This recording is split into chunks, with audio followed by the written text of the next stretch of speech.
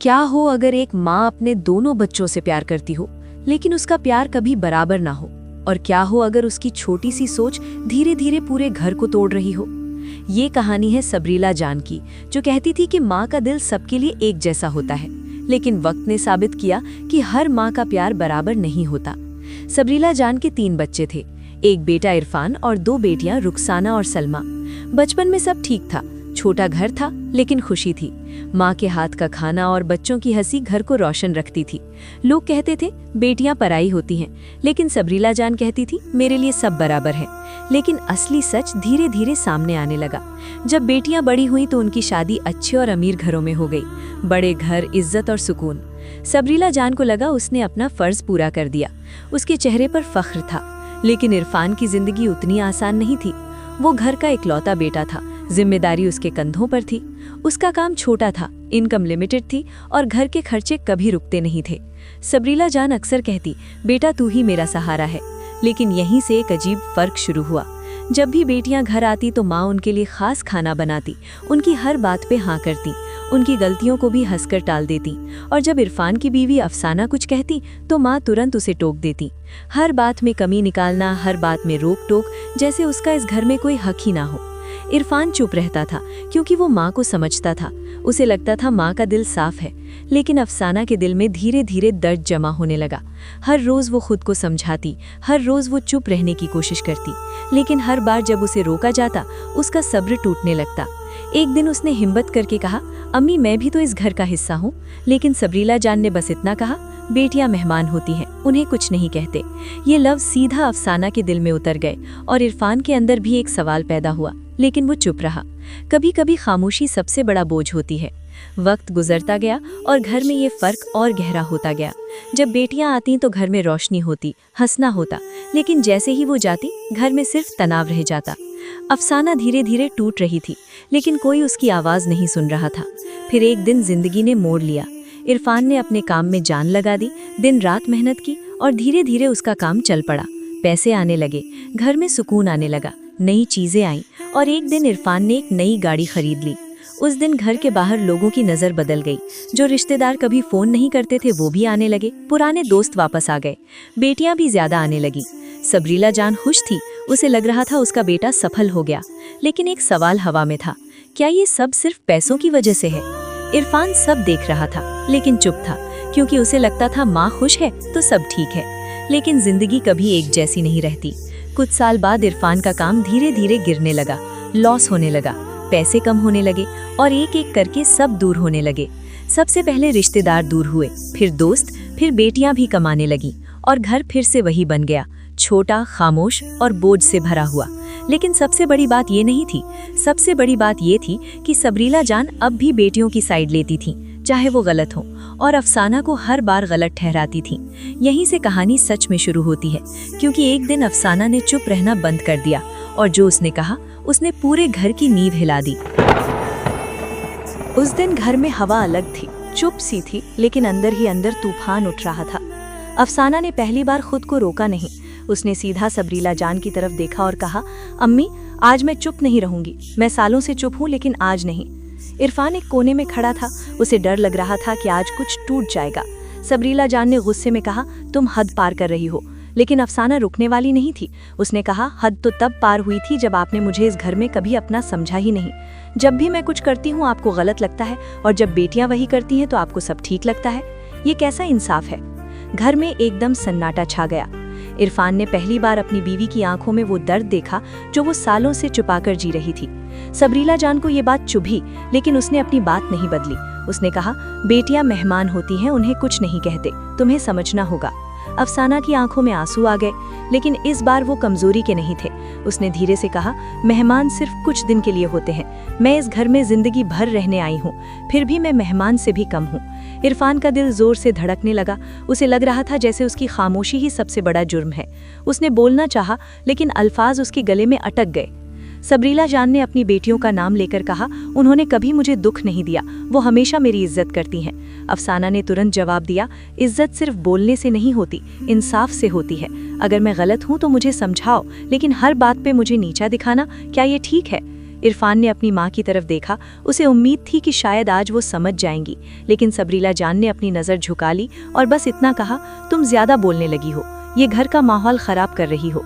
ये लफ्ज़ सीधा इरफान के दिल में लगे। उसे लगा जैसे उसकी बीवी का दर्द फिर से दबा दिया गया। उस रात घर में किसी ने ठीक से खाना नहीं खाया। सब अपने अपने कमरों में चले गए, लेकिन नींद किसी को नहीं आई। इरफान छत की तरफ देखते हुए सोच रहा था, क्या मैं एक अच्छा बेटा हूँ या एक बुरा पति, और क्या मैं दोनों नहीं बन सकता। अफसाना चुपचाप रो रही थी। उसे लग रहा था कि उसकी कोई पहचान ही नहीं है। और सबरीला जान अपने बिस्तर पर लेटी हुई अपनी बेटियों के बारे में सोच रही थी। उन्हें लग रहा था कि वो सही है, लेकिन दिल के किसी कोने में एक छोटी सी आवाज़ उनसे सवाल कर रही थी, क्या सच में मैं सही हूँ। कुछ दिन तक घर में खामोशी बनी रही। बातें कम हो गईं, नजरें बचने लगी, लेकिन जिंदगी रुकती नहीं। एक दिन रुखसाना और सलमा अचानक घर आईं।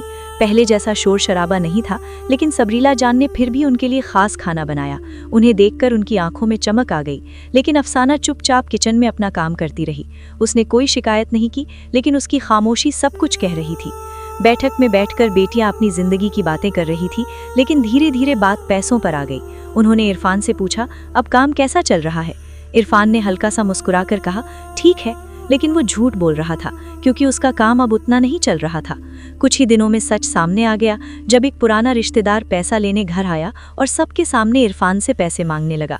घर में फिर से वही बोझ भर गया। बेटियां चुप हो गईं, उनके चेहरे बदल गए और धीरे धीरे उनका आना कम होने लगा। सबरीला जान ने ये सब महसूस किया, लेकिन वो फिर भी उनकी साइड लेती रहीं। वो कहती, बेटियां अपनी जिंदगी में बिजी हैं, उन्हें मजबूरियां होती हैं। लेकिन जब अफसाना ने कहा कि जब इरफान के पास पैसा था तब सब पास थे और अब सब दूर हो गए, तो सबरीला जान को बुरा लग गया। उसने कहा, तुम मेरे बच्चों के खिलाफ बोल रही हो। अफसाना चुप हो गई, लेकिन इरफान के अंदर कुछ टूट गया। उसे समझ आ गया कि सच बोलना भी इस घर में गुनाह है। वक्त और आगे बढ़ा, पैसे और कम हो गए, मुश्किलें बढ़ गईं, लेकिन एक चीज नहीं बदली, सबरीला जान का नजरिया। वो हर बार बेटियों को सही ठहराती रही और अफसाना को गलत। लेकिन अब इरफान चुप नहीं रहने वाला था। एक दिन उसने फैसला कर लिया कि आज सच सामने आएगा, और जो उसने कहा उसने सब कुछ बदल दिया। उस दिन इरफान ने पहली बार अपने दिल की बात कहने का फैसला किया। घर में सब थे, सबरीला जान, अफसाना और दोनों बेटियां, लेकिन इस बार हवा में एक अजीब सा बोझ था। इरफान ने धीरे से कहा, अम्मी, आज मैं कुछ कहना चाहता हूँ। सबरीला जान ने उसे देखा और कहा, बोलो बेटा। इरफान की आवाज हल्की सी कांप रही थी, लेकिन उसने खुद को संभाला।